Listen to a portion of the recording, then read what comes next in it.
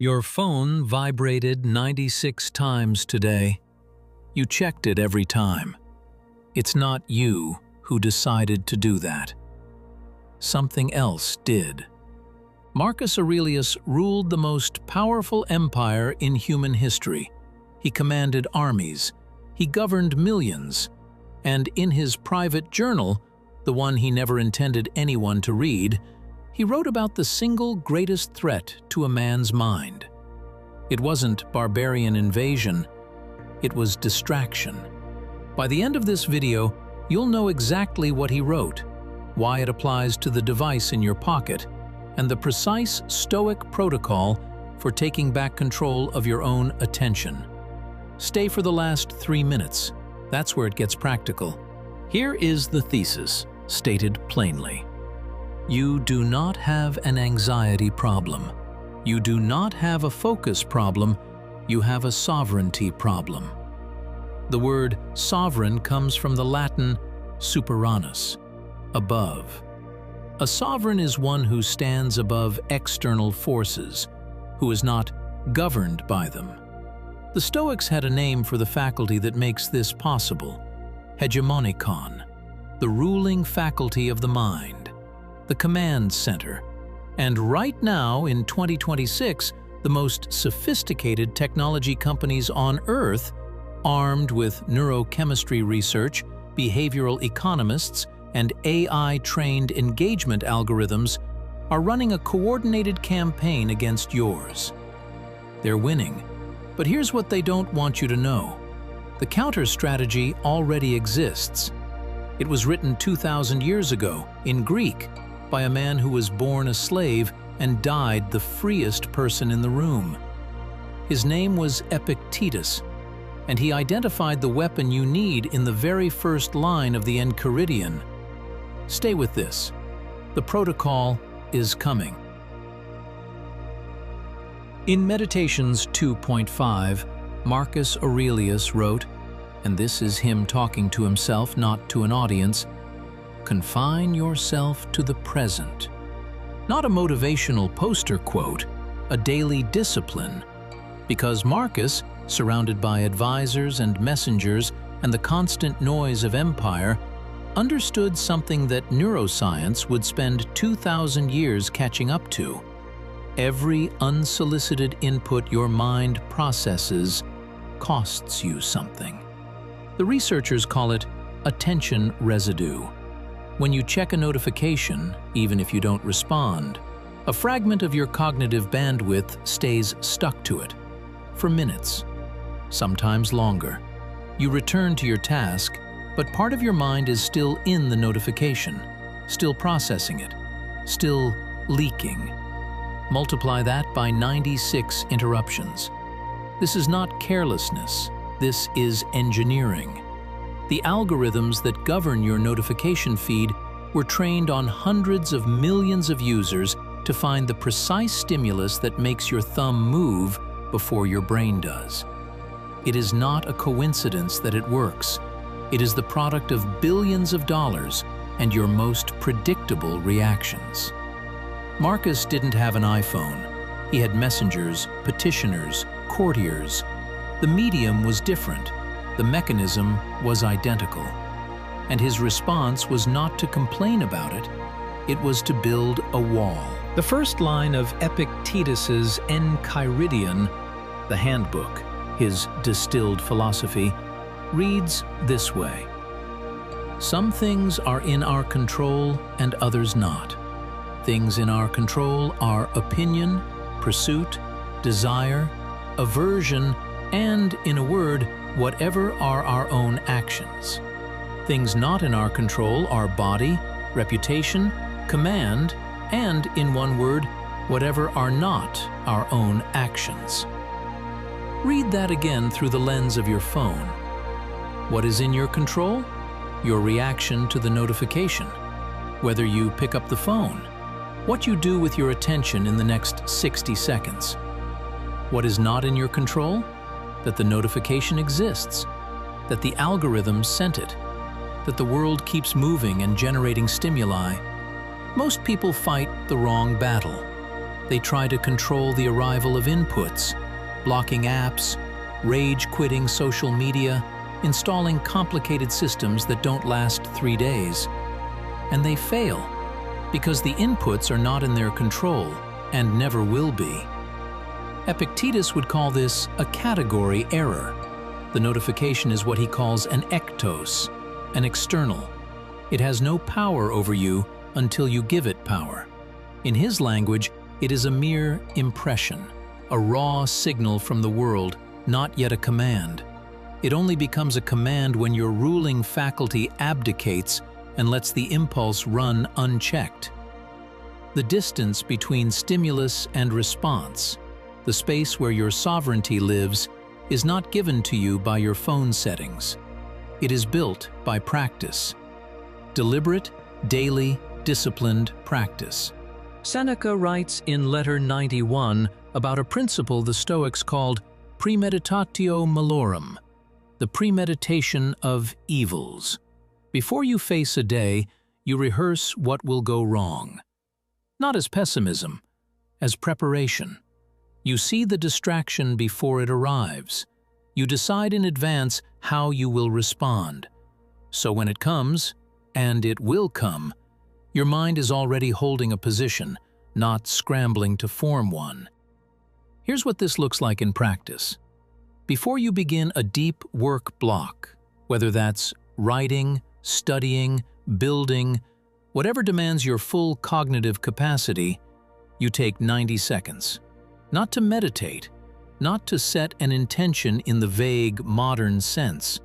You run the scenario. My phone will vibrate, someone will message me. There will be a notification I haven't anticipated, and I will not move. I will let the impression arise and dissolve. The phone will still be there in 90 minutes. That's it, 90 seconds of mental preparation. The Stoics called this building the inner citadel, the fortress of the mind that external events can surround but never breach. The reason most productivity systems fail is that they fight notifications at the system level and ignore the psychological level. The phantom itch remains. The urge to check doesn't go away because the app is hidden. You've removed the trigger, but left the pattern intact. Epictetus would say you've controlled the external while surrendering the internal. That is precisely backwards. You need to train the response, not just remove the stimulus. The discipline is not about having fewer notifications. It's about having a mind that is indifferent to them. There is a practice rooted directly in Stoic discipline that I want you to try today. Every time your phone vibrates, every single time, you pause for 5 seconds before you look at it. Not forever, 5 seconds. In that 5 seconds, you are practicing the most important cognitive skill the Stoics identified: the gap between impression and assent, between the stimulus and your response to it, between the ping and the hand that moves toward it. Marcus Aurelius called this epoche, the suspension of judgment, the deliberate choice not to immediately accept or act on an impression. 5 seconds is not enough time to be inconvenienced.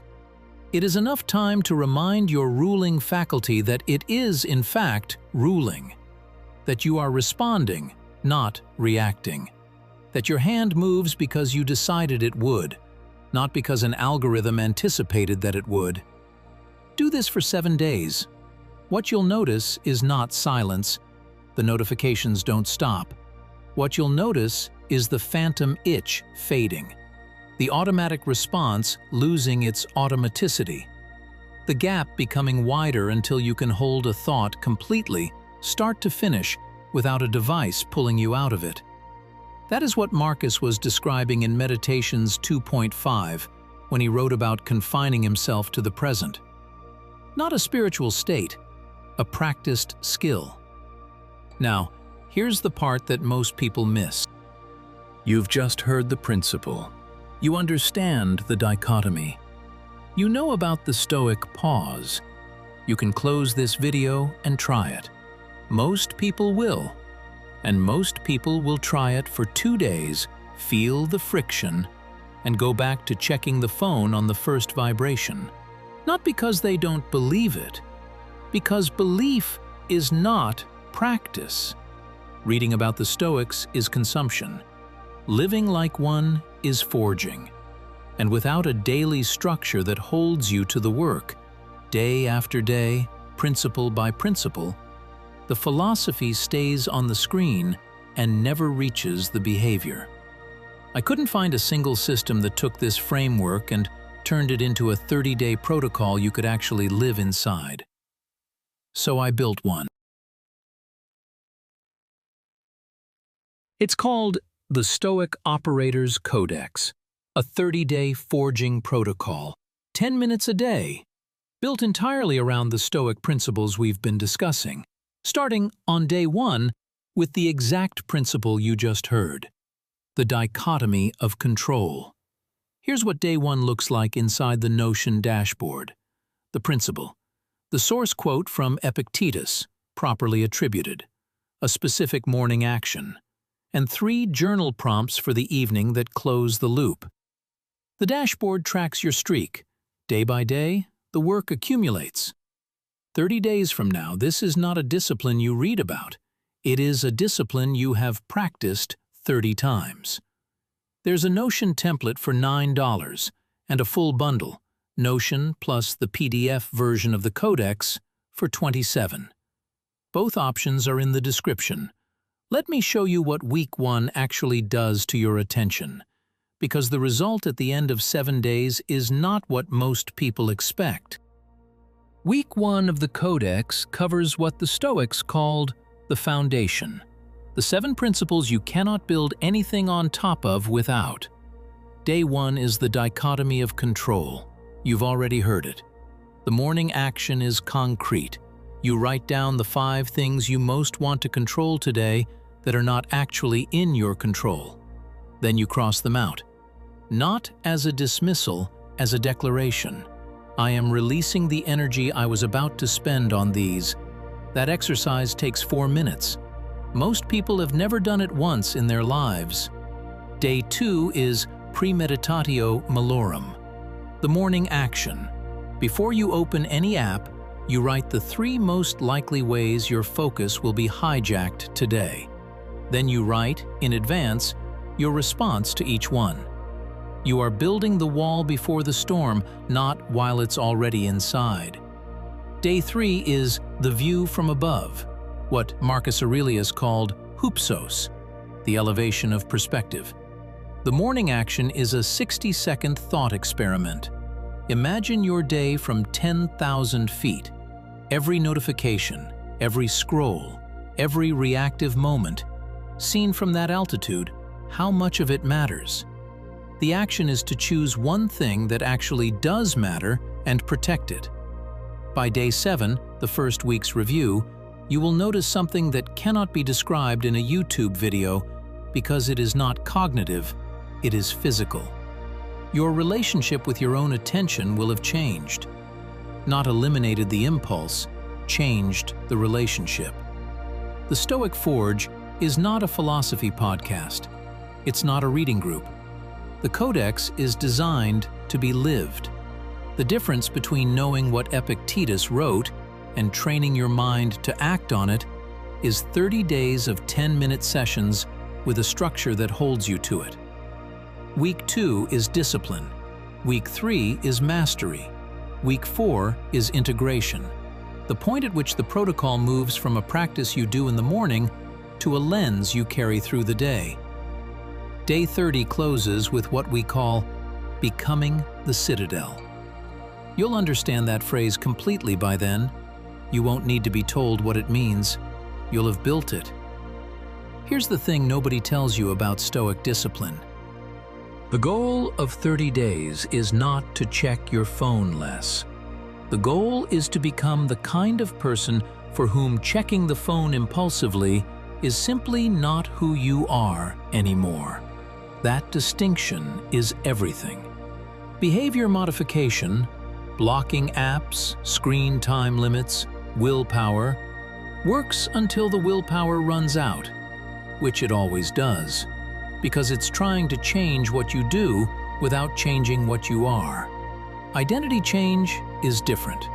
When the Stoics talk about becoming a sage, not as an achievable endpoint but as a practice orientation, they're describing a person whose internal architecture is different, not someone with better habits. Someone with a different relationship to impressions, desires, and externals. You are not trying to control your phone. You are becoming someone who is not controlled by it. Right now, you're probably somewhere in the middle, aware of the problem, maybe even disgusted by it, but still reactively picking up the phone on the first vibration, still letting 96 pings govern your day. 30 days from now, if you do the work, 10 minutes, every morning, the Codex open, you will be somewhere else. Not perfect, not immune, but different. Your ruling faculty will have been trained. Your response to an impression will have a pause in it, a real one. Not because you decided to try harder, because you practiced. That is what Marcus was building in his private journal, alone, every morning, for years. This is how you forge yourself. The Stoic Operator's Codex is in the description. 2 options, the Notion template alone at $9 or the full bundle, Notion plus PDF at $27. Start tomorrow morning. The work begins when you decide it does. Subscribe if this is what you're looking for. There will be no motivation here, no enthusiasm, just stoicism, applied the way it was designed to be.